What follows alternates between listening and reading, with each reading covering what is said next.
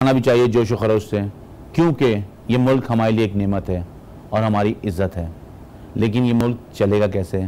जब तक पाकिस्तान का टैक्स निज़ाम मजबूत नहीं होगा ये मुल्क आगे नहीं बढ़ सकता। जब भी लोगों से बात की जाती है कि आप अपना टैक्स दें तो वो कहते हैं हमें रिटर्न में क्या मिलता है, लेकिन मेरा हमेशा उनको जवाब ये होता है कि पहले आप अपना सही टैक्स दें, फिर आपको रिटर्न में तालीम भी मिलेगी, सेहत भी मिलेगी और सफरी सहूलत भी मिलेगी। लेकिन जो अहम सवाल है वो ये है कि आप अपना सही टैक्स दें। हमें हैदराबाद में ज्वाइन किया है जनाब ज़ियाउद्दीन कुरैशी साहब ने, जो सीनियर वाइस प्रेसिडेंट हैं हैदराबाद चैम्बर ऑफ कॉमर्स से। उनसे भी बात करेंगे। और कराची स्टूडियो में हमारे साथ मौजूद हैं सदर लाड़काना चैम्बर ऑफ कॉमर्स जनाब मसूद अहमद शेख साहब। उनसे बात करते हैं और फिर हैदराबाद जाते हैं। मसूद, आपका क्या ख्याल है कि जो बिजनेसेस हैं पाकिस्तान में क्या मसाइल हैं, उनके कितने चैलेंजेस हैं? आप समझते हैं कि आप क्योंकि लाड़काना से बिलोंग करते हैं तो आपको बिजनेस में क्या प्रॉब्लम आती हैं? बिस्मिल्लाहिर्रहमानिर्रहीम। सबसे पहले तो मैं आपका शुक्रिया अदा करता हूं कि आपने मुझे मौका फराहम किया कि मैं टैक्स के हवाले से आपसे बात करूं। गुजारिश ये है मेरे भाई कि ये जो गवर्नमेंट आती है ना, ये ध्यान नहीं देती सही तरीके से। अगर इनके जो मिनिस्टर बने हुए हैं अगर वो ध्यान से दे ना और कोई सिस्टम बनाए टैक्स का, तो टैक्स देने के लिए बिल्कुल व्यापारी और पूरा मनशहरी देने के लिए तैयार है। ठीक है, लेकिन उनके बदले में उनको कुछ मिलता नहीं है। कोई जो देखे आप सबके सामने, अब आजकल तो मीडिया का दौर आया हो गया है कि ये पैसे कहाँ जा रहे हैं, कहाँ आ रहे हैं और किस पे खर्च हो रहे हैं। टैक्स के तरीक़ेकार, टैक्स को इजी बनाना चाहिए। नए टैक्स फॉर्म जो आ रहे हैं आने चाहिए ना, जो बने हुए हैं उनके ऊपर ही लोड है, उनके ऊपर ही ऑडिट होती है, उनके ऊपर ही जो है ना सारा सिलसिला होता है। जो दूसरी लग्जरियाँ गाड़ियाँ खरीदते हैं, बंगले खरीदते हैं। आप मुझे ये बताएं कि आप जो कारोबार करते हैं उसमें आपको गवर्नमेंट की तरफ से फैसिलिटी होती है? कोई आपको इलेक्ट्रिसिटी के जो आपको नरखें हैं वो ज़्यादा हैं, आपको लॉ एंड ऑर्डर का मसला तो नहीं है क्या? ये चीज़ें अगर बिजनेसमैन को सेटिस्फाई हो तो वो सही टैक्स देगा। तो ये ऐसी क्या सूरत हाल है आपके शहर में? नहीं, गुज़श्ता सालों में तो लॉ एंड ऑर्डर के मसले थे, लेकिन इस दफ़ा 5-10 साल में जो है ना लॉ एंड ऑर्डर की सिचुएशन अच्छी हो गई है, बेहतर हो गई। तो इस वजह से कोई इश्यू नहीं है। बाकी के जो कितने मेंबरान हैं आपके चैम्बर के? हमारे तो कम जो एग्जीक्यूटिव जनरल बॉडी के मेंबर है वो 300-400 हैं, 400 के लगभग हैं। 400 हैं। और जो हमारे एग्जीक्यूटिव कमेटी के बाय रूल जो है ना 15 मेंबर होते हैं, उसमें से सारी जो है ना अपना ऑफिस भी 400 मेंबर जो हैं वो सारे बिजनेस कम्युनिटी से ताल्लुक रखते हैं, बिजनेस होता होगा तो इसका मतलब ये 400 फाइलर तो होते होंगे। ये सब फाइलर हैं आपके? बिल्कुल कोई कंडीशन है आपके? हाँ बिल्कुल, हमारे पास तो मेंबर हो ही नहीं सकता बगैर NTN के। टैक्स फॉर्म नहीं होगा तो वो मेंबर ही नहीं बन सकता। अब देखें दो चीजें हो गई, NTN और टैक्स फाइलर। NTN दूसरी चीज है और टैक्स रिटर्न फाइल क्या नहीं किया ये दूसरी चीज है। नहीं फाइलर बताइए। बिल्कुल, हर साल हम उनके लेते हैं, फाइलर होना चाहिए। बिल्कुल। अच्छा, और आप शहर में देखते हैं कि आप जो लाड़काना शहर है उसमें क्या आपको डेवलपमेंट नजर आती है? जो आपका टैक्स दिया जाता है वो लगता हुआ नजर आता है आपको? वो तो है नहीं ना मेरे भाई, वही तो मैं गुजारिश कर रहा हूँ कि जो हुकूमतें बनती है ना, जो हुकूमतें बनती है ना वो ख्याल करे ना, तो फिर जो है ना ये सिलसिला ही न बने। टैक्स देने के लिए बिल्कुल तैयार है। अब आदमी रिलीफ मांगता है, रिलीफ देने की वजह वो ऊपर कर देते हैं। सही है। सिलसिला ये है कि जब पहले 1 करोड़ का जो होती थी, हमने उनको कहा कि 1 करोड़ कुछ नहीं है, पहले 5 करोड़ होता था। सही है। अब उसको 1 करोड़ कर दिया। आगे से जो है ना कितनी महंगाई हो गई, आदमी 1 करोड़ उसमें क्या हो सकता है? नहीं, तो आप विथहोल्डिंग टैक्स की बात कर रहे हैं। हाँ, लेकिन रिटर्न और टैक्स है अभी जो है पेडी का काम है, जहाँ ज्यादातर हमारा राइस का बेल्ट है, तो उधर ये 5 करोड़ क्या होता है? 5 करोड़ से हमने उनको कहा कि 15 करोड़ का टर्न ओवर टैक्स। अगर उसके बाद अगर 5 करोड़ से ज्यादा करेगा ना तो फिर उसको आप ये कह रहे हैं टर्न ओवर टैक्स करोड़ रुपए पे ले आए उसको बढ़ाना चाहिए उनको? हाँ, वो तो विथहोल्ड को बढ़ाए। 5 करोड़ है टर्न ओवर टैक्स, उसको 15 करोड़ करना चाहिए कम से कम, क्योंकि 5 करोड़ के बाद उनको रजिस्टर करना पड़ता है, इतना लिटरेसी रेट नहीं है। लेकिन आप चैम्बर में हैं, आपके ख्याल में क्या जो लाड़काना में बिजनेसेस हैं वो इतने ही है? सिर्फ 400 बिजनेस हैं या इससे ज्यादा बिजनेस हैं? बिजनेस तो ज्यादा है, छोटे मोटे हैं, तो हमने तो ये बढ़ाए। हम इनके साथ जाते हैं मार्केटों में भी और नए टैक्स पेयर को जो है ना करते हैं। टैक्स पेयर होना चाहिए और टैक्स देने के लिए हम जो है ना सबको तरकीब। अभी मेरे पास अभी 15-20 दिन पहले APR वाले आए थे इस्लामाबाद से, उन्होंने मिनिस्ट्री के हवाले से। ठीक है, मैं आपसे बात करता हूँ, वापस हैदराबाद से बात कर लें। ज़ियाउद्दीन कुरैशी साहब, हैदराबाद की क्या पोजीशन है? सिंध का दूसरा बड़ा शहर है। आपके कितने मेंबरान हैं और आपके मेंबरान को क्या मसाइल है बिजनेस करने में? जी, हैदराबाद सिंध का दूसरा बड़ा शहर है, मगर अफसोस की बात यह है कि उसको उसका हक नहीं दिया जाता है। जी ठीक है जी। हैदराबाद चैम्बर ऑफ कॉमर्स के तकरीबन 1500 हमारे मेंबर्स हैं, 1500 वो फाइलर हैं। आपने एक बात अभी की है कि जो आपके मेंबर्स, हमारे जो मेंबर्स बनते हैं वो टैक्स पेयर होते हैं, और जो अपनी फीस रिन्यूअल कराता है वो यहाँ पर रिटर्न जमा कराता है कि इसने अपनी फाइल टैक्स जमा कराया है, वो फिर उसकी फीस अगले साल की रिन्यूअल होती है। ठीक है।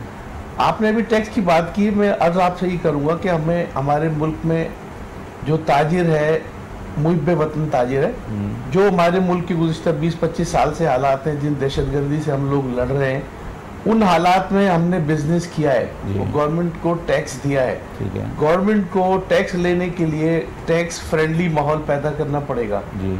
आप हर टैक्स पेयर, हर आदमी टैक्स देने को तैयार है, लेकिन उसकी कुछ कवानीन आप ऐसे बनाएं कि जो टैक्स आपको दे उसको कितने कितने फवाइद हैं। मैं ये नहीं कह रहा कि शहर सड़कें बने, जो बिजनेस आपको दे रहा है उसको कितने आप फवाइद दे रहे हैं। सही है। अब एक जो टैक्स पेयर है, कोई बिजनेस कर रहा है, तो आपने उसको तो टैक्स कलेक्टर बना दिया है। अब मैंने आपसे माल खरीदा है, आपका टैक्स मैं विदहोल्ड करके गवर्नमेंट ऑफ पाकिस्तान को जमा कराऊं, ये मेरे लिए एक एक्साइज एक्टिविटी है। ठीक है। आपको ये चाहिए कि सबसे पहले टैक्स नेट बढ़ाएं।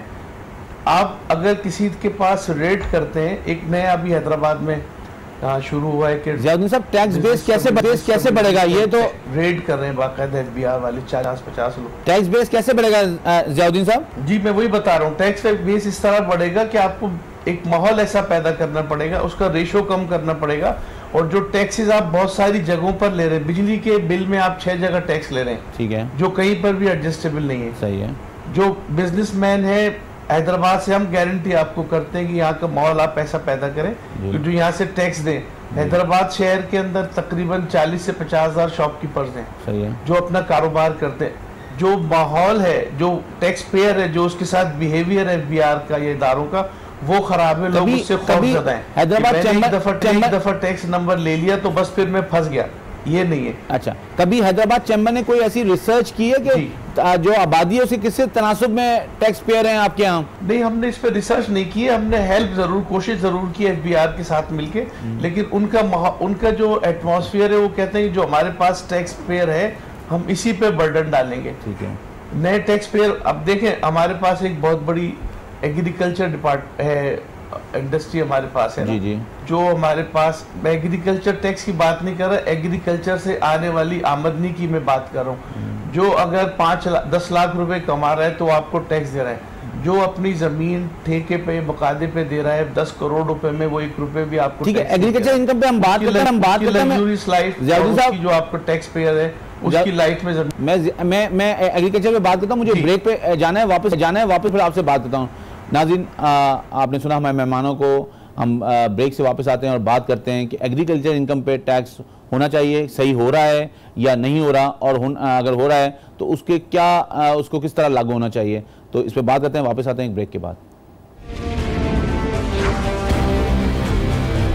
कर रहे थे मेहमानों से कि ज़रूरी आमदनी पे टैक्स की बात हो रही थी। हमें बात करते हैं मसूद अहमद शेख साहब से, इनका क्या व्यू पॉइंट है एग्रीकल्चर इनकम। मसूद साहब, आप बताएं आपका क्या व्यू पॉइंट है कि जो इस वक्त मेरे ख्याल में तो सूबे जो हैं वो ले रहे हैं एग्रीकल्चर इनकम पे टैक्स, सही लिया जा रहा है या ये वफाक के पास होना चाहिए, क्या आपका ख्याल है, और रेट सही है इस पर? नहीं, वैसे तो ये हमें पता ही नहीं है कि एग्रीकल्चर इनकम टैक्स या टैक्स थोड़ी ले लेते हैं। अच्छा। ये तो दूसरे किस्म की टैक्स लेते हैं, वो सिंध गवर्नमेंट लेती है। ठीक है। अगर एक निज़ाम बन जाए कि पैरेलल निज़ाम बन जाए और स्टार्ट करें नीचे से, थोड़ा थोड़ा करके लेना शुरू कर दे, तो एक ऐसी बात होगी और रेवेन्यू बढ़ेगा और मुल्क के लिए बेहतर होगा। ठीक है, होना चाहिए, बिल्कुल होना चाहिए। तो अच्छा, आपके ख्याल में जो बेसिक आपने बात कर रहे थे, आप ये कह रहे थे कि टर्नओवर्स के जो रेट्स हैं, थ्रेशोल्ड्स हैं, उनको बढ़ाना चाहिए। अच्छा, रेट सही है आपको, रेट आप कम करने की बात कर रहे हैं? नहीं, रेट तो सही है, मिनिमम है, कोई मसला नहीं है, लेकिन ये एक फैसिलिटी होनी चाहिए ना। पैसे आजकल वैल्यू नहीं है इतना है, पहले 5 करोड़ होता था, फिर हमने कहा ज्यादा करो तो उन्होंने 1 करोड़ कर दिया। अब 5 करोड़ की जगह 1 करोड़ आजकल क्या होता है, उस पर फिर जो है ना आगे चल के 0.6% ये जो बनाया हुआ है ना, इस पे जो बैंक का काम निज़ाम नहीं चल रहा, आदमी जो है ना दूसरे तरीकों पे जा रहे हैं, खास करके ये हुंडी का कारोबार ज़्यादा जोर पकड़ रहा है, ये अच्छी बात नहीं है अपने मुल्क के लिए।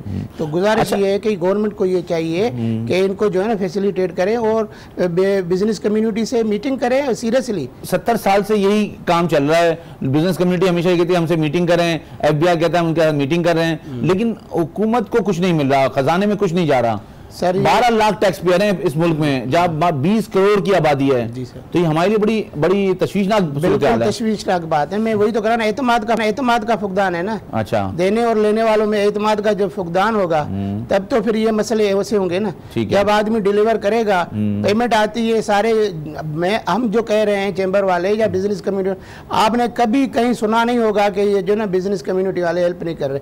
हर जगह हेल्प करते हैं, लेकिन ये जो इनका तरीका और जो बना के भेज देते हैं, फिर आखिर में अनाउंस करते हैं। अब उनको फिर क्या करें, हम तो मीटिंगें कर करके थक गए हैं इनको। ठीक है, चलें आपसे बात करते हैं। ज़ियाउद्दीन साहब, अब एग्रीकल्चर इनकम पे बात कर रहे थे, आपकी जरा हमारे नाज़रीन को डिटेल में बताएं, आप क्या कहना चाह रहे थे? मैं ये कहना चाह रहा हूँ, जो हमारे यहाँ पर बड़े जमींदार हैं, जो बड़े जिनके पास हजारों एकड़ जमीन है, जी जी, वो अपनी फसलें ठेके पर देते हैं करोड़ों रुपए सालाना पर, लेकिन उनका टैक्स 1 रुपए भी आपके खजाने में नहीं आता है। अच्छा। इसके अलावा आपके पास प्रोफेशनल को अभी तक आपने टैक्स नेट में नहीं लिया है।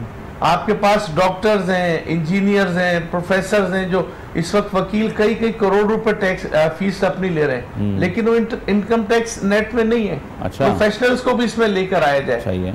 हैदराबाद चैम्बर ऑफ कॉमर्स या पाकिस्तान की बिजनेस कम्युनिटी पाकिस्तान की है, आप एक नहीं 1 करोड़ इनकम टैक्स पेयर कहेंगे, हम मेंबर बनाएंगे, लेकिन उनको वो थ्रेट्स नहीं आनी चाहिए कि जो मेंबर बन जाता है उसके बाद जिन मसाइल का उसको सामना करना पड़ता है। अगर हम किसी को कहते हैं यार आप मेंबरशिप ले लो, तो वो डरता है। नहीं तो क्या मसाइल, जो क्या मसाइल होता है, उनकी दुकानों पे तो आप रेड कर रहे हैं FBR वाले, और जो चोरी कर रहा है उनको आप रिलीफ दे रहे हैं कि भाई आपने 20 साल अगर चोरी की है 5% आप एमनेस्टी दें और आपकी वाइट मनी हो जाएगी। तो आप ये सारी पॉलिसी को देखना पड़ेगा कि आया पाकिस्तान के लिए क्या बेहतर है। और दूसरे आप ये कह रहे हैं कि टेक्सटाइल इंडस्ट्री हमारी तबाह हो गई है, उसको बेल आउट देने की जरूरत है। जो हमारा मेन बैकबोन है उसको नजरअंदाज किया हुआ है बिल्कुल हमने। दूसरा ये कि जो रिबेट्स करोड़ों रुपए के, अरबों रुपए के मेरी आवाज आ रही है तरफ सनतकार और बिजनेसमैन के हैं, वो नहीं मिल रहे हैं। ज़ियाउद्दीन साहब, इसका मतलब आप एमनेस्टी के खिलाफ है? आप कह रहे हैं एमनेस्टी नहीं आनी चाहिए? मैं एमनेस्टी के खिलाफ नहीं हूं। मैं कह रहा हूं कि जो टैक्स दे रहे हैं उनको रिलीफ दिया जाए, न कि उन लोगों को कि जो ऑलरेडी पैसा कमा के बाहर चले गए। नहीं तो आप रिलीफ से बताएं, क्या रिलीफ मांग रहे हैं आप? जो आपको आज पैसा कमा के दे रहा है उसको रिलीफ दे। आप क्या रिलीफ मांग रहे हैं ज़ियाउद्दीन साहब? मैं बताता हूँ, मैं आपको बताता हूँ जी प्लीज। जैसे अभी हमारे दूसरे लाड़काना के सदर साहब कह रहे हैं 5 करोड़ रुपए से 1 करोड़ रुपए कर देगा। 1 करोड़ रुपए आपको पता है आजकल कोई वैल्यू नहीं है। जी हाँ। आप उसको अगर 15 करोड़ रुपए करेंगे तो उसके बाद आपके पास लोग मेंबर बनेंगे। अगर आज आपके पास 50 मेंबर है तो कल आपके पास 500 मेंबर्स बनेंगे। ठीक है। नहीं तो आप ये कह रहे हैं कि ये क्या टैक्स रेट कम होना चाहिए? जब आप टैक्स कलेक्ट करेंगे तो रेवेन्यू भी बढ़ेगा। ठीक है। जो आपके अफसरान है कमरों से बाहर निकलकर थोड़ा सा अट्रैक्ट करें, पॉलिसीज दें उनको। ठीक है, ठीक है, ठीक है। तो आप ये कह रहे हैं कि लोगों के साथ इंटरेक्शन बढ़ाएं, थ्रेशोल्ड को बढ़ाएं, लेकिन अगर थ्रेशोल्ड को बढ़ाएंगे तो बहुत सारे लोग टैक्स जो आने वाले होंगे टैक्स नेट में वो नहीं आएंगे। जब बजट बनता है हर साल जब पाकिस्तान चैम्बर ऑफ कॉमर्स की तरफ से प्रपोजल्स जाती हैं, आप बिलीव करें उसमें से एक भी शामिल नहीं होती है, सब रद्दी की टोकरी में चली जाती है। ठीक है, मैं आपसे बात करता हूं, मैं जरा मसूद अहमद शेख से बात करता हूं। इसको करने ही नहीं देती है। आप ये बताएं, आपकी क्या राय है लाड़काना में एमनेस्टी को किस तरह लिया गया है?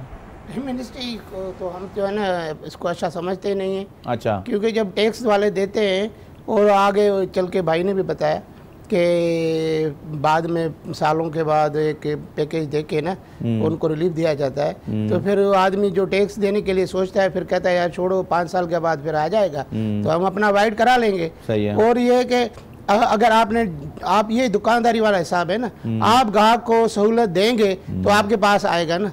और हम उनको समझा के व्यापारियों के तो वो कह रहे हैं कि भाई हम पहले 5 करोड़ तो था, फिर अभी उन्होंने कम कर दिया है। यहाँ जो टैक्स है, यहाँ बैंक का जो सिस्टम है, उस पर तो बंदा जाता ही नहीं है ना। लेकिन आप ये मुझे बताएं कि अगर आप देखें आदाद और शुमार, घर उसी तरह परचेज किए जा रहे हैं, गाड़ी उसी तरह परचेज की जा रही है, लोगों के रेस्टोरेंट्स में उसी तरह लोगों के वो है, बच्चे उसी तरह स्कूलों जा रहे हैं, तो ये सारी इकोनॉमिक एक्टिविटी हो रही है। लेकिन टैक्स पे जब बात आती है तो आप लोग ये कहते हैं कि हमें कुछ मराहत नहीं मिल रही। नहीं, हम तो देने के लिए तैयार है ना सर। गुजारिश ये है कि अगर टैक्स लेना है तो बैठ के जब हम उनको देते हैं सजेशंस, तो वो बैठ के उस पर अमल करवाए ना, उस पर अमल करवाए ना। ठीक है, गुजारिश ये है कि ये बातें सारी सुनते हैं लेकिन अमल वो अपने हिसाब से करते हैं। आप कुछ चंद सजेशन तो बताएं ना, क्या सजेशन है आपके? हमारी ये सजेशन है कि ये जो इधर अफसरान उन्होंने लगाए हुए हैं ना, वो बैठ के ना नीचे की लेवल पे जो मसाइल हैं, छोटे छोटे मसाइल हैं, और जो आदमियों टैक्स देना चाहता है उनको हम कैसे प्रमोट करें, उनको कैसे फैसिलिटी, कैसे सेमिनार करें, उस पर जो है अवेयरनेस दें।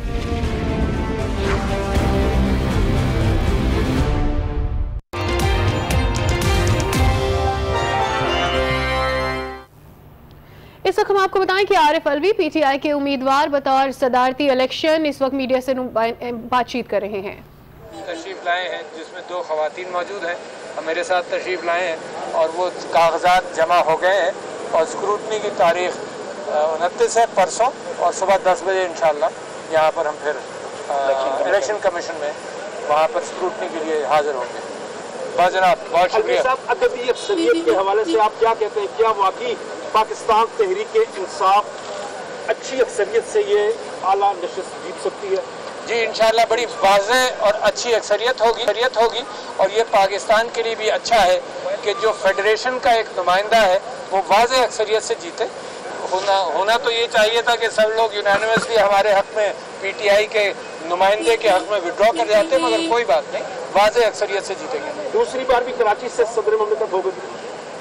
जी महज अच्छा इत्तेफाक है, अच्छी बात, एजाज है कराची का। दूसरी बार कराची से सदर ममलिकत इंशाअल्लाह। ये मैं तो पूरा पाकिस्तानी हूँ, लिहाजा पाकिस्तान से आ रहा है।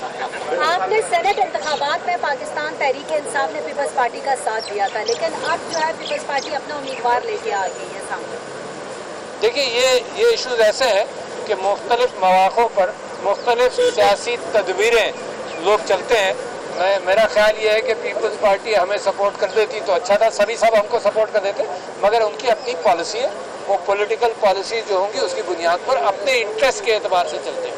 अलवी साहब, क्या कामयाबी के बाद आप सदर मुमलिकत हुसैन की तरह काम करेंगे या डिफरेंट करेंगे? भाई साहब, मुझे तो काम करने की आदत है, अगर काम नहीं करूँगा तो चलूँगा फिरूँगा ज़्यादा, ताकि कम से कम फिट भी रहूँ। नहीं, काम करेंगे। ये जो कॉन्स्टिट्यूशनल दायरा कार है प्रेसिडेंसी का, उसके अंदर रहते हुए बहुत अपॉर्चुनिटीज़ हैं इश्यूज़ को रेस करने के एतबार से। जो चीज़ें ये पॉलिटिकल हैं, मिसाल के तौर पर पानी की किल्लत, मिसाल के तौर पर पेड़ लगाना, बहुत सारी, मिसाल के तौर पर सेहत, मिसाल के तौर पर तालीम, इसमें सारी जमातों का एक ही कंसिडरेशन है, पूरे पाकिस्तान का एक ही कंसिडरेशन है। तो ये वो फोरम्स हैं जहाँ पर सदर मुमलिकत जो भी मुंतखब होगा इंशाअल्लाह वो उसको फ़ाल होना चाहिए। लेकिन सर आपने फैसला नहीं किया जी अख्तर मेंगल के हवाले से, क्या आपको राब्ते हुए बीएनपी से? जी मेरे राब्ते हुए हैं बीएनपी मेंगल साहब से, बिलमुशाफा मेरी मुलाकात असेंबली में भी हुई थी जब भी मैंने रिक्वेस्ट किया था। आज मैंने सुना है शायद कराची में हो, तो कोशिश करूंगा कि मैं उनसे मिल लूं, वो हमसे दूर नहीं है। Thank you sir. Thank you.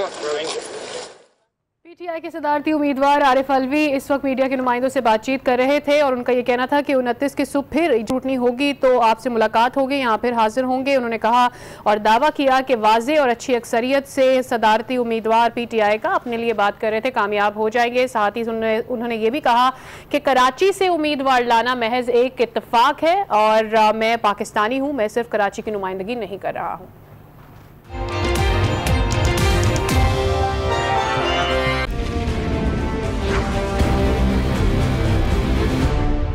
और सिर्फ बिजनेस वाले नहीं है ना, टैक्स में पूरा शहर होता है, उसमें बहुत सारे कोई होटल, कोई बहुत सारे कारोबार होते हैं। सही है। ये नहीं कि सिर्फ जो कारोबार करता है, बिजनेस करता है, और बहुत से कॉन्ट्रैक्टर हैं या जो दूसरे अपने डॉक्टर। आप ये कह रहे हैं अवेयरनेस नहीं है पूरी? बिल्कुल नहीं। अच्छा ठीक है, अवेयरनेस भी नहीं है, लेकिन जो कर देता है उसी को पकड़ होती है।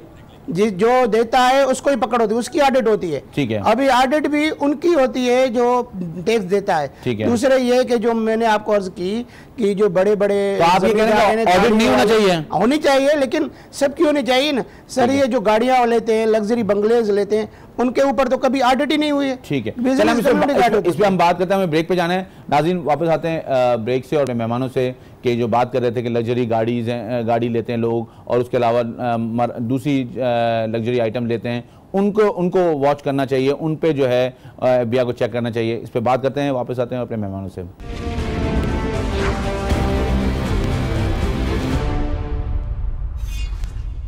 नाज़रीन ब्रेक पे जाने से पहले हमारे मेहमान बात कर रहे थे कि जो लग्जरी आइटम्स हैं और जो ज़्यादा आमदनी वाले लोग हैं और ज़्यादा जिनके असास हैं, उनको FBI को मॉनिटर करना चाहिए, उन पर टैक्स लगाना चाहिए। और ये इस पर हम बात करेंगे अपने मेहमानों से। पहले मैं आपको बताता चलूँ कि अगले हफ्ते से हम आपकी लाइव कॉल्स देंगे, आपकी राय शामिल होगी। आपको कोई मसला है, आपकी कोई टैक्स के हवाले से कोई सवाल है, तो हमारे मेहमान जो स्टूडियो में बैठे होंगे उनसे पूछ सकते हैं और हम आप उसका जवाब देंगे।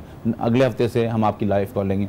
मैं बात करता हूँ मसूद अहमद शेख साहब से कि आप बता रहे थे कि जी जो लग्जरी आइटम है उस पर टैक्स होना चाहिए। मेरी गुजारिश ये है कि जो ट्रेवलिंग करते हैं, बड़ी बड़ी ट्रेवलिंग करते हैं, बड़ी बड़ी गाड़ियाँ लेते हैं, उनके ऊपर भी होना चाहिए ऑडिट। टैक्स तो वो भरते होंगे लेकिन उनकी ऑडिट नहीं होती। ठीक है, ऑडिट होनी चाहिए। और जो नया टैक्स पेयर है ना सर, कम से कम उनको 5 साल रिलीफ होना चाहिए कि उनकी ऑडिट ना हो। ठीक है।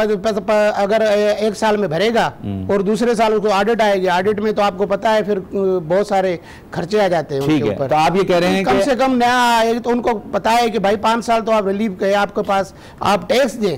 टैक्स देंगे तो आपको जो है पकड़ नहीं होगी गैर जरूरी। ठीक है, तो वो इसी वजह से फिर आदमी जो है ना रागिब होगा ना। आप कह रहे हैं 5 साल तक वो टैक्स तो दे लेकिन ऑडिट ना हो, ये बात आप कह रहे हैं? मैं ये कह रहा हूँ एक उनको जो है ना लाइन पे लेने के लिए, एक नेटवर्क पे लेने के लिए, ठीक है, तो उनको कम से कम उनको जो है ना 5 साल के लिए रिलीफ होना चाहिए। ठीक है, कि फिर आगे से फिर जो है पॉइंट आ गया। ज़ियाउद्दीन साहब आपका क्या ख्याल है, क्या रिलीफ देना चाहिए हुकूमत को? देखिए, सबसे पहले जो इन्होंने कैश ट्रांजैक्शन पर जो टैक्स लगाया हुआ है विदहोल्डिंग, उसको खत्म करना चाहिए। क्यों? आपकी छोटी सी मिसाल में दूं, मैंने आज अपना कारोबार शुरू किया है जी। मुझे और मैंने NTN लिया है, मुझे कानून ये रिलीफ देता है कि मैं सितंबर में अपनी टैक्स फाइल करूंगा जो मैंने जून तक बिजनेस किया है। अगर मैं फरवरी में अपना बिजनेस शुरू करता हूँ और मैं अपनी किसी पार्टी को मैं अपना पेमेंट भेजता हूँ तो मुझसे आपने 1 लाख रुपए पे 600 रुपए वहां टैक्स ले लिया।